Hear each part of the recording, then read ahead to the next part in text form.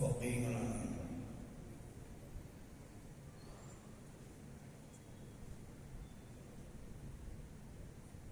الإيمان يماني والحكمة يمانية. ഈമാൻ യമൻ താവഴിയിലാണ്. ഉപകാരപ്രദമായ ഇൽമും യമനിന് അവകാശപ്പെട്ടതാണ് എന്ന ഹബീബായ നബി സല്ലല്ലാഹു അലൈഹി വസല്ലമയുടെ തിരുവചനം എത്രമേൽ അർത്ഥമുള്ളതാണെന്ന് നമ്മൾക്ക് ബോധ്യപ്പെടുന്ന ഒരു വലിയ ജീവിതമാണ്. യമന് ഇവരുടെ സ്ഥാപനമുള്ളത് തെരീമ എന്ന ഒരു ഗ്രാമം എന്ന് പറഞ്ഞുകൂടാ. എങ്കിലും 2000 വീടൊക്കെയുള്ള ഒരു മഹലിന്റെ വലിപ്പത്തിലുള്ള ഒരു സ്ഥലമാണ്. സൻആ അതിന്റെ തലസ്ഥാനം. ഹദ്റമൗത്ത് ജില്ലയാണ്. അതിലെ ഒരു സ്ഥാപനമാണ് ദാറുൽ മുസ്തഫ. ദാറുൽ മുസ്തഫ യൂണിവേഴ്സിറ്റി ഇവരുടെ കയ്യാലെ ബിനാവ് ചെയ്തതിന്റെ ബാനി ഇവരാണ്. അവിടുത്തെ ഒരു വലിയ പ്രത്യേകത ഹിക്മത്ത് എന്നതിന് നമ്മുടെ ഉസ്താദന്മാരൊക്കെ വെച്ച് തന്നൊരർത്ഥമുണ്ട്. അല്ലെങ്കിൽ ഇൽമുൻ നാഫിഉ, ഉപകാരപ്രദമായ ഇൽമ് എന്നതുകൊണ്ട് ഉദ്ദേശിക്കുന്നത് പഠിച്ചതനുസരിച്ച് അമല് ചെയ്യുന്ന ഇൽമ് എന്നാണ്. അത് നമ്മൾക്ക് പച്ചക്ക് കാണാൻ പറ്റും. അവിടെ ചെന്നാൽ പള്ളിയിലേക്ക് കടക്കുമ്പോൾ ഞാൻ വെക്കുന്നത് വലതുകാല തന്നെയാണോ, ഇറങ്ങുമ്പോൾ ഇടതുകാല തന്നെയാണോ എന്ന് ആലോചിച്ചിട്ട് ഇറങ്ങുമ്പോൾ പള്ളിയിലേക്ക് കടക്കുന്ന അവസരത്തിൽ കയ്യിലുള്ള അറാക്ക് കൊണ്ട് മിസ്വാക്ക് ചെയ്തിട്ടേ തീരുള്ളൂ. എല്ലാവരുടെ കയ്യിലും അറാക്കുണ്ടാവും. നിസ്കാരം തുടങ്ങുമ്പോഴുള്ള സലാത്തും ബിസിവാക്കിൻ അഫ്ദലു മിൻ 70 ബിലാ സിവാക്കിൻ എന്ന ആ വചനത്തെ അർത്ഥമാക്കി മിസ്വാക്ക് ചെയ്തുള്ള 2 റക്അത്താണ്. മിസ്വാക്ക് ചെയ്യാതെയുള്ള 70 റക്അത്തിനേക്കാൾ പുണ്യമുണ്ട് എന്ന ഹദീസ് കൊണ്ട് അമൽ ചെയ്യും. ഇൽമു എന്നാൽ അതിന്റെ പ്രകാശം അവിടെയാണ്. ചുരുക്കി പറഞ്ഞാൽ ഇൽമു എന്നത് യഥാർത്ഥത്തിൽ നമ്മൾ ഓതിയ കിതാബുകളല്ലെന്നും അതിൽ നിന്ന് ആവാഹിച്ചു കിട്ടുന്ന പ്രഭയാണെന്നും നമ്മൾ മനസ്സിലാക്കിയിട്ടുണ്ട്. ഒരർത്ഥത്തിൽ നമ്മൾ ഓതിയ കിതാബുകളിൽ ആലത്തുകളായി, ആയുധങ്ങളായി നമ്മൾ എണ്ണുന്നതിന് അഴവും സർഫും അന്തിഫും മായനീയമാണെങ്കിൽ എല്ലാം ആലത്തുകളാണ്, പ്രകാശം ലഭിക്കാനുള്ള ആലത്തുകളാണ്. ഈ പ്രകാശമുള്ള ഇൽമ് അവിടെ നിന്ന് നമ്മൾക്ക് കാണാൻ പറ്റും. അതിന്റെ ഏറ്റവും വലിയ പ്രത്യേകത 27-ാം രാവിലെ നിസ്കാരം തുടങ്ങുന്നതിന് മുമ്പ് ഓതുന്നത് കേട്ട് ബോധം കെട്ട് വീഴുന്നവരെ കിടത്താനുള്ള കട്ടിലും വെട്ടും സജ്ജീകരിച്ചിട്ട് നിസ്കാരം തുടങ്ങും. അവരുടെ നിസ്കാരം തുടങ്ങണമെങ്കിൽ ആദ്യം ഇവരെ കിടത്താനുള്ള, നിസ്കാരത്തിൽ വീഴുന്നവരെ കിടത്താനുള്ള കട്ടിലും വെട്ടൊക്കെ റെഡിയാക്കണം.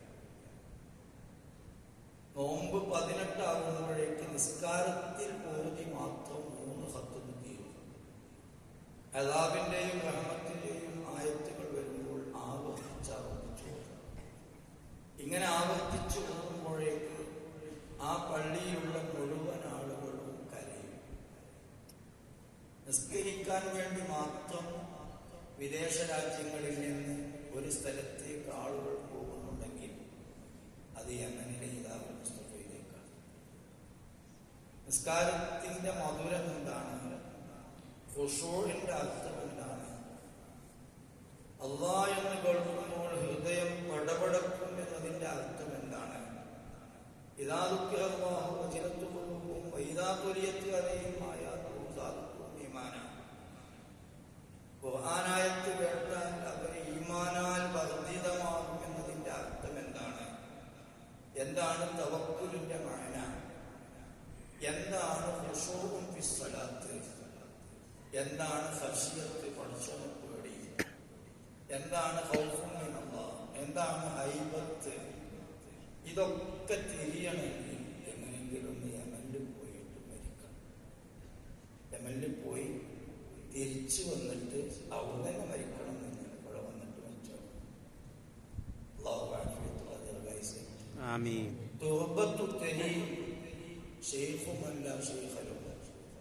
അരിഫിങ്ങോടെ വചനമാണ്. തെരീമിന്റെ മണ്ണ് ഷെയ്ഖില്ലാത്തവർക്ക് ഷെയ്ഖാണ്. ആ തെരീമിന്റെ മണ്ണിലൂടെ നടന്നാൽ തന്നെ മനുഷ്യനെ നന്നായി. സമ്പൽ എന്ന ഒരു മക്കുബയുണ്ട് അവിടെ. സമ്പലിൽ 85% സയ്യിദന്മാരാണ്. 80 കുതുബുകളുണ്ട് ആ ഒരൊറ്റ മക്കുബയിൽ. 15% ബാക്കിയുള്ളത് മശായിഖന്മാരാണ്. അവരെ മശായിഖന്മാർ എന്ന് പറഞ്ഞാൽ സ്വഹാബിയിലേക്ക് പരമ്പര കൊണ്ടുള്ളവർ, അഥവാ അവരുടെ വലിയ ഒരു സ്വഹാബിയായി. അവരാണ് മശായിഖ് എന്ന ഇസ്തിലാഹ് യമനിൽ. നമ്മൾ സയ്യിദന്മാർ എന്ന് തങ്ങന്മാരെ പറ്റി പറയുന്നതിന്റെ ഇസ്തിലാഹ് അവര് ഹബായിബ് എന്നാണ്. ഹബീബ് എന്ന് പറഞ്ഞാൽ സയ്യിദ് എന്നാണ്. അവരെ പേരിൽ ഹബീബുള്ളത്, പേരും ഹബീബാണ്. അൽ ഹബീബ് ഹബീബ് ബിൻ ഉമർ എന്നാണ് പറയുക. ഒരു വലിയ സംഗതിയാണ്, അനുഭവിക്കേണ്ട വലിയൊരു സംഭവം. ഈ സമ്പരിൽ ചെന്ന് എന്തു ചോദിച്ചാലും ഞാൻ പോയപ്പോ എനിക്ക് ഒരു ദുന്യവിയായ സംഗതി ഉണ്ടായി. അത് വിസന്റെ കാശ് കൊടുക്കാൻ കഴിയും. അപ്പൊ വിസന്റെ കാശ് എത്രയാണ്? നമ്മളെ 1200 10-20 കൊല്ലം മുമ്പാവുമ്പോൾ അത് വലിയ സംഖ്യ. പക്ഷെ അതിനൊന്നും നാട്ടുകാരോട് വിളിച്ചു ചോദിച്ചിട്ട് കൊടുക്കാനൊന്നും ആരുമില്ല. അങ്ങനെയുള്ള ഒരു രംഗമായിരുന്നു.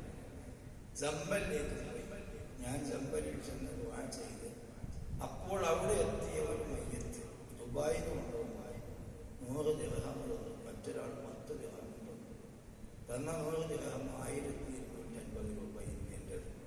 5000 റിയാൽ യമനിലാണ് കണക്ക്. 10 രൂപ പോക്കറ്റ് മണി. ആ ജമ്പലിൽ നിന്നത് കിട്ടിയിട്ടേ തിരിച്ചു പോകും. അതിനായിട്ട് പോയതായിരുന്നു. അത്രയും ദുആക്ക് ഇജാബത്തുള്ള ഒരു സംഭവമാണ്. ഒരു വലിയ സംഗതി എന്ന് പറഞ്ഞാൽ നബി സല്ലല്ലാഹു അലൈഹി വസല്ലം തങ്ങളെ മനാമിൽ കാണലും ചർച്ചയാവും. യഖ്ളത്തിൽ കണ്ടാലാണ് അവിടെ ചർച്ചയാകുക. ചെറിയ ചർച്ച.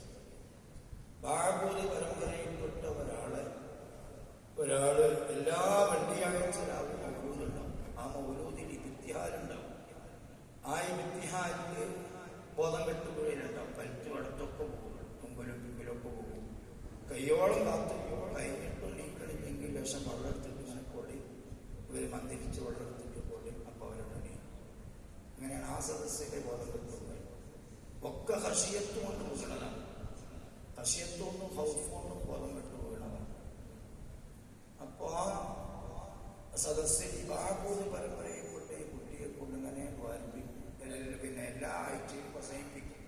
കുട്ടി 2 മിനിറ്റ് 3 മിനിറ്റ് പോകും. എന്താ ഈ കുട്ടിയെ ഇത്ര അവിടുത്തെ മുതാലിമാണ്, ഈ കുട്ടിയെ ഇത്ര ആദരിക്കാൻ കാരണം എന്ന് പിന്നീട് വിവരം കിട്ടിയത്, ആ കുട്ടി അന്ന് 19 വയസ്സായിട്ടുള്ള കുട്ടി. ആ കുട്ടി യഖ്ളത്തിൽ നേരെ പച്ചപ്പുറത്തിന് പിന്നെ കണ്ട ആദരവാണ് ആ സദസ്സിൽ കൊടുക്കുന്നത്. സദസ്സൊക്കെ നടക്കുന്ന അവസരത്തില് ആരിഫീങ്ങളായ ആളുകൾ അത് കഴിഞ്ഞാൽ പിന്നെ എന്താവും, പിന്നെ പെട്ടെന്ന് മറിഞ്ഞ് അവിടെ പഠിച്ച ഒരു കുട്ടി, ആ കുട്ടി പുഴയിൽ വീണിട്ട് മരിച്ചു. കൂടുതൽ വെള്ളം ചാടിയ ഈ ഭാഗത്ത് ഞരമ്പ് പൊട്ടി, ഇത്ര വെള്ളമുള്ള തലകുത്തി മറിഞ്ഞപ്പോൾ ഈ ഭാഗം ഈ ഞരമ്പ് പൊട്ടിയിട്ട് മരിച്ചു. ഇപ്പൊ വേറൊരാൾ സ്വപ്നം കാണും. മുത്തനബി ഈ ജുബ്ബ അവരിട്ട ഈ കൊടുക്കില്ലാത്ത മുകളിലിട്ടതിന് ആ ജുബ്ബ എന്നിട്ട് കമീസ്, ആ ജുബ്ബ ഇങ്ങനെ കയ്യിൽ തൂക്കി കമീസ് ഇട്ട് കൊടുത്തിട്ട് ഓടണം. അപ്പൊ ഇയാളെ സ്വപ്നത്തിൽ ചോദിച്ചു, ഇപ്പൊ നമ്മളെ ഞാൻ തെരീമിലും മയ്യത്ത് പങ്കെടുക്കാൻ പോവാണ്. ഇയാൾ വേണ്ടിയിട്ട് പഠിക്കും. അപ്പൊ അവിടെ ചെന്നപ്പോ മയ്യത്ത് സ്കാരം നടത്തി. അപ്പോ പിന്നീട് അന്വേഷിച്ചു എല്ലാ ദിവസവും 10,000 സ്വലാത്ത് ഇബ്നു ഹജർ തങ്ങളോട് ചോദ്യം ഉണ്ടല്ലോ, എന്താണ് മറ്റൊരു